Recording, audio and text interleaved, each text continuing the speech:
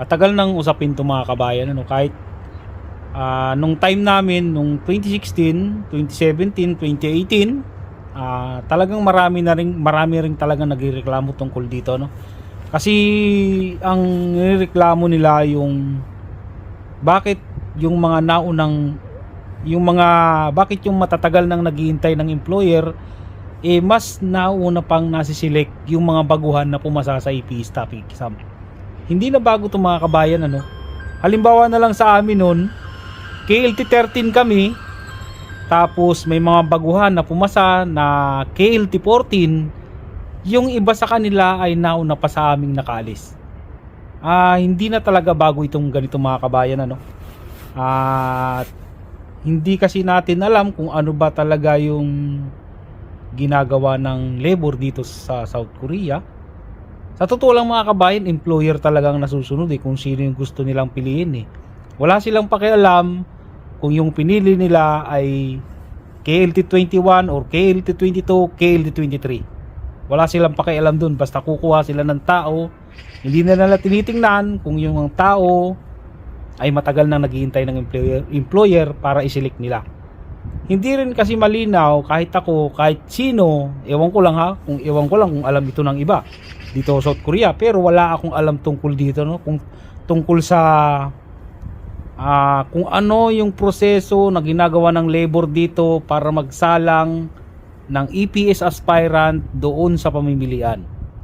Meron kasi mga sinasabi dito na kahit yung ibang kakilala ko dito may ipapakita sa kanila na picture ng 10 o 5 yung amo nila at sila yung pinapapili. Ibig sabihin, galing yung mga picture na yon sa labor.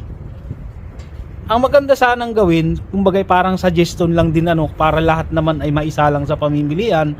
Kasi napansin ko dun sa mga subscribers ko, marami talagang sa kanila, mapababae o lalaki, wala man lang silang yung JMC na tinatawag na job matching count.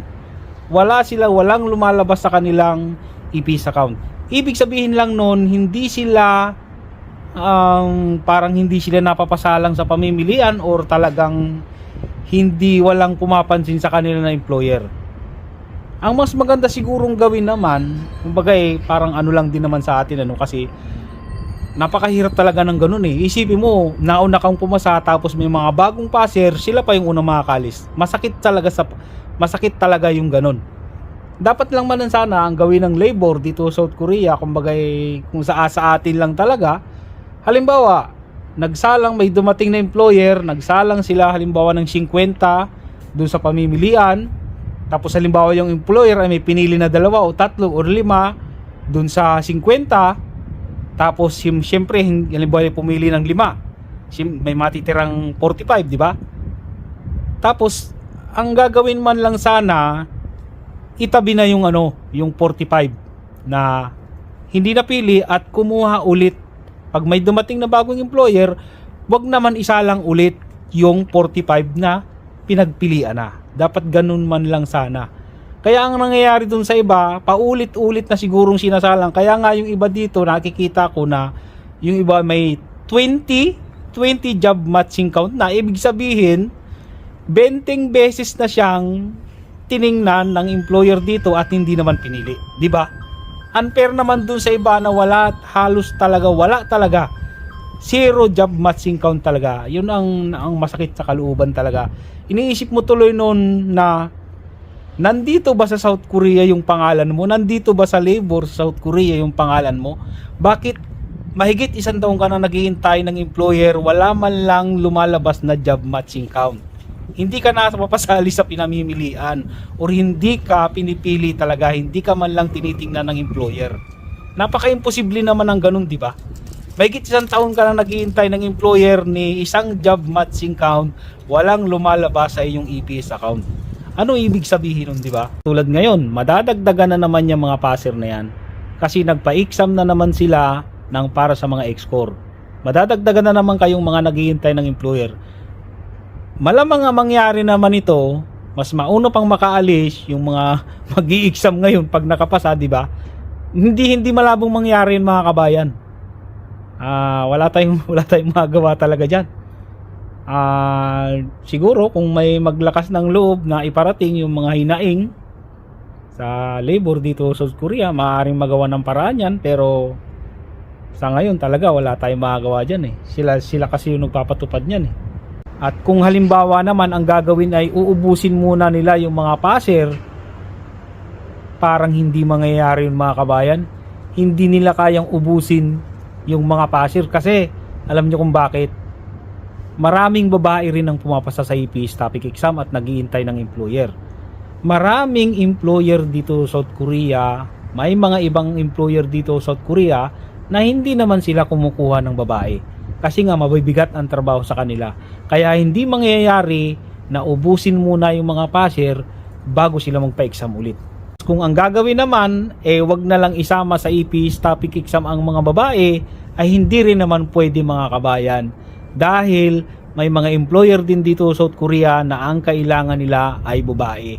May mga employer dito sa South Korea na gusto rin nila ay babae. Diyan sa sitwasyon na yan, na mas nauna pang nakakalis yung mga bagong mga passer kaysa doon sa matatagal nang naghihintay ng employer. Ano kasi yan mga kabayan yung sistema ng EPS worker, ng sistema ng employment permit system ay hindi naman talaga yan dinisenyo. Hindi naman talaga ang batas dyan ay yung kumbaga tinatawag natin na first come first serve. Hindi talaga ganun mga kabayan. Nakadepende sa employer kung sino talaga yung pipiliin nila. Walang first come first serve. Yun ang mahirap. Dapat man lang sana gawin ng labor dito sa South Korea ay first come first serve. Kaso hindi talaga ganun mga kabayan. Saka unang-una ay kailangan nating tanggapin na ang pag-a-apply dito sa South Korea ay walang kasiguraduhan. Paulit-ulit ko itong sinasabi sa inyo, hindi kayo pinilit. Pero kung nung sa sitwasyon ko dati, naramdaman ko rin yan. Yang nararamdaman nyo ngayon kasi ako ay matagal din ako naghintay ng employer at naramdaman ko rin yan, pero wala tayong magawa talaga. Basta hintay-hintay na lang tayo hanggat may approval, may pag-asa. At lagi nyong tatandaan para hindi kayo na-stress or hindi kayo masyadong manghinayang. Isipin nyo na lang na ang pag-a-apply dito sa South Korea ay talagang walang kasiguraduhan. Kahit nga yung iba, kahit may working visa na, kahit malapit na yung flight, nakakancel pa sa kadahilan ng nagkakaproblema ang company na pumili sa inyo. Ganun talaga, may mga ganyang pangyayari mga kabayan. Hanggat hindi kayo nakakatapak sa company ng amo na pumili sa inyo, ay wala pa rin kasiguraduhan. Kahit nasa training center na kayo, pag nagka-problema kayo sa medical, pag na-detect na kayo ay may nakahawang sakit, at kayo ay nakita sa medical na nagdudroga kayo, matik yun, uwi talaga.